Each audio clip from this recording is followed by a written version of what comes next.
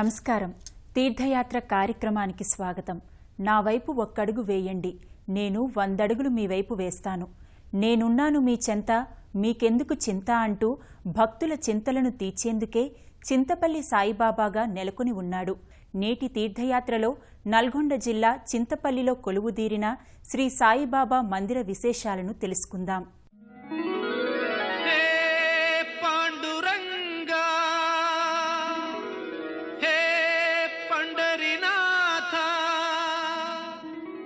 యోగిరాజైన సాయిబాబా భక్తుల మనోభావాలకు అనుగుణంగా దర్శనీయమవుతాడు.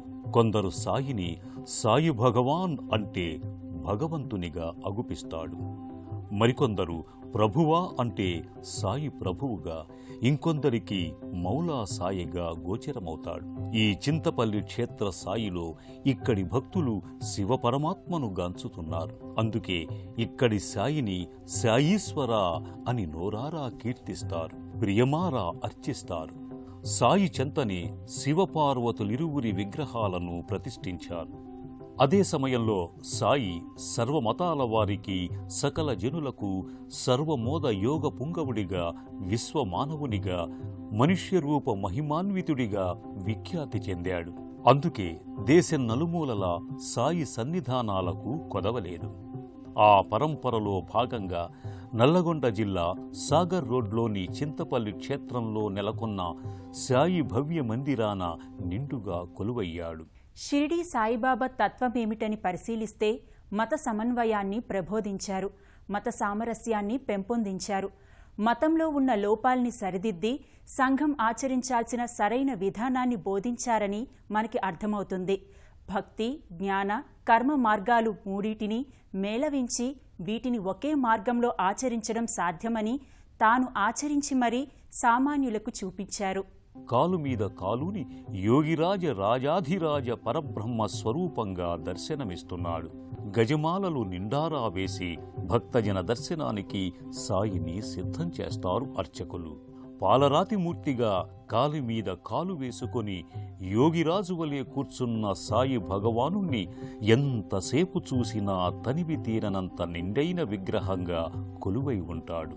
చింతపల్లి క్షేత్రవాసులే కాక అనేక ప్రాంతాల నుంచి విచ్చేసే స్త్రీలు, పురుషులు, బాలబాలికలు, సర్వమతాలకు, సర్వకులాలకు చెందిన వారంతా పరమ భక్తితో ఈ సాయిని కొలుచుకోవటానికి విచ్చేస్తారు. ఆ బాల గోపాలము ఈ చింతపల్లి సాయి మందిరంలో నిండిపోయారా అన్నంత కళకళలాడుతూ ఉంటుంది ఈ మందిరం.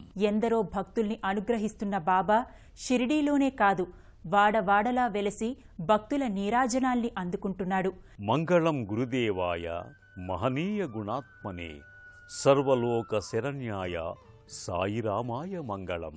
సాయినాథ మహారాజుకి జై అంటూ మొక్కే జనుల కనులకు చక్కటి దర్శనం చింతపల్లి సాయిబాబా రూపం. ధగధగలాడే ఒక సింహాసనంలో సాయి కూర్చుని నిశితంగా మనల్నే గమనిస్తున్నాడు. చింతపల్లి సాయి మోములో తన గురించి నిశ్చింత, మన గురించి చింత. నా భక్తులను కాపాడటమే కదా నా పరమావధి అన్నట్టుంటాడు సాయిని చూస్తే. అందుకే సాయిని పూజించవచ్చిన వారు కనులు మూసి భక్తిగా ఇలా అనుకుంటారు: ఓ సాయి, నువ్వు చెప్పినట్లే నీ వైపు ఒక్కడుగు వేశాం, మా వైపు 100 అడుగులు వస్తావు కదూ, మమ్ము కాపాడతావు కదూ అని వేడుకుంటారు. కనులు తెరచి చూస్తే సాయి దివ్యమంగళ స్వరూపం సాక్షాత్కారమవుతుంది. స్వర్ణవర్ణ కిరీటాన్ని ధరించిన శివశ్రీ సాయి చిరుగంటలతో కూడిన ఓ ఛత్రం కింద రాజాధిరాజు వలె, యోగిరాజు వలె ఆసీనుడయ్యాడు.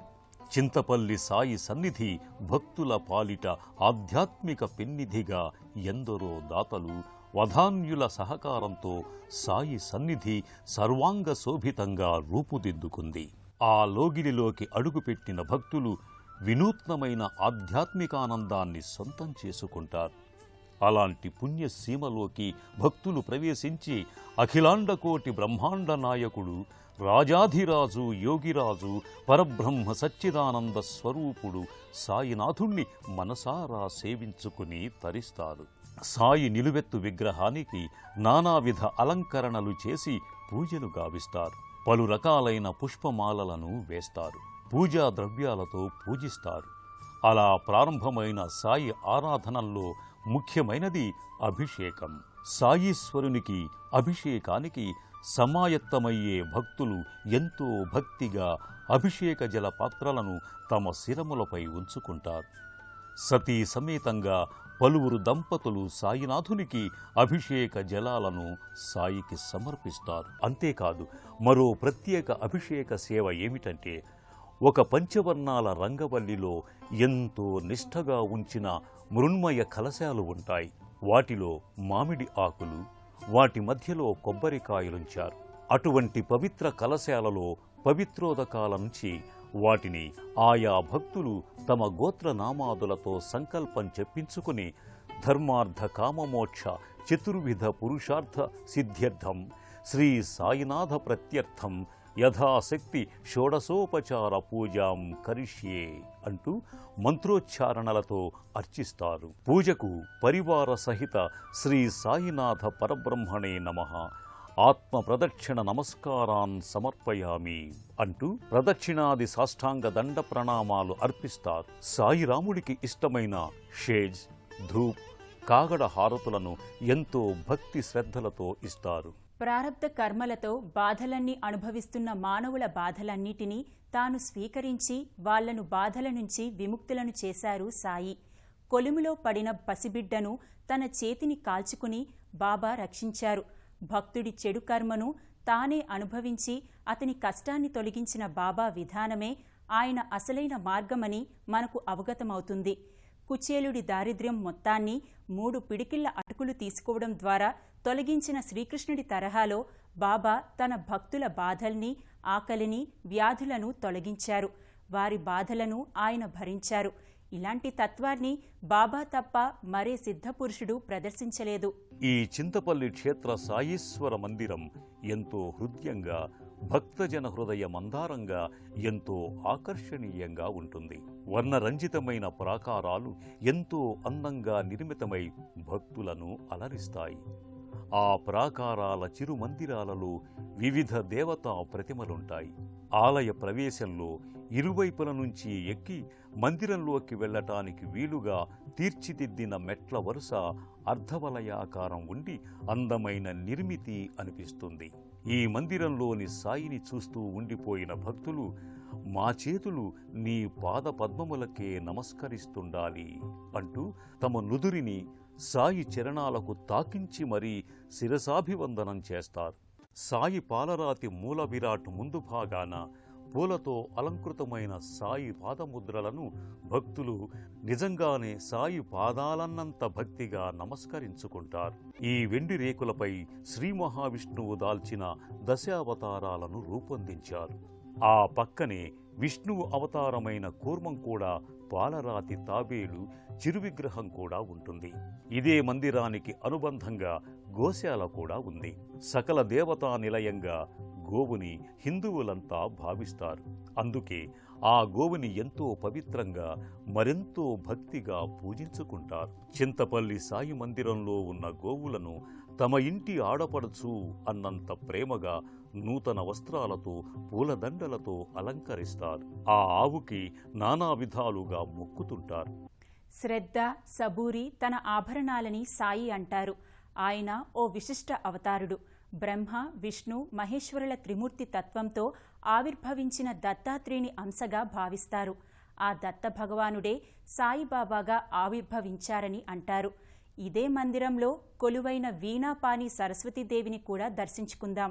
అదే మందిరం ఆవరణలో ఉన్న ఒక మంటపంలో కొలువు తీరిన శ్రీ దత్తాత్రేయ స్వామి వారిని మనసా వాచా పూజించుకుంటారు. త్రిమూర్తులైన బ్రహ్మ, విష్ణు, మహేశ్వరులకు ప్రతిగా 3 ముఖాలతో విశిష్టావతార మూర్తిగా దర్శనమిస్తాడు. సాయి భగవానుని మూలాంశావతారుడైన శ్రీ దత్తాత్రేయునికి సర్వ విధముల అర్చనలు చేసిన భక్తులు దత్తానుగ్రహం పొందుతారు. ఈ సాయి చెంతనే వీణాపాణి అయిన చదువుల తల్లి శ్రీ సరస్వతీదేవి కూడా కొలువై భక్తుల పూజలందుకుంటూ ఉంటుంది. తెల్లని చీరలో వీణను మీటుతూ చతుర్భుజి అయిన వాగ్దేవి మహాసరస్వతిగా ఇక్కడ దర్శనమిచ్చి భక్తులను ధన్యుల్ని చేస్తోంది. ఇదే చింతపల్లి సాయి మందిరం ఆవరణలో సాయి ఆత్మజ్యోతికి నిదర్శనమైన ధుని ఎల్లవేళలా రగులుతూ భక్తుల నివేదనలు అందుకుంటూనే ఉంటుంది. సాయి అంటురోగాలను పారద్రోలేందుకు గోధుమలు విసిరిన సాయి తిరుగలి, సాయి ధరించిన పాదుకలు కూడా పూజనీయ ప్రతీకలై ఇక్కడ ఉన్నాయి. గురు పరంపరకి చక్కని నిదర్శనం సాయి. మనసులో ఎలా తలుచుకుంటే అలా మనకు కనబడతాడు.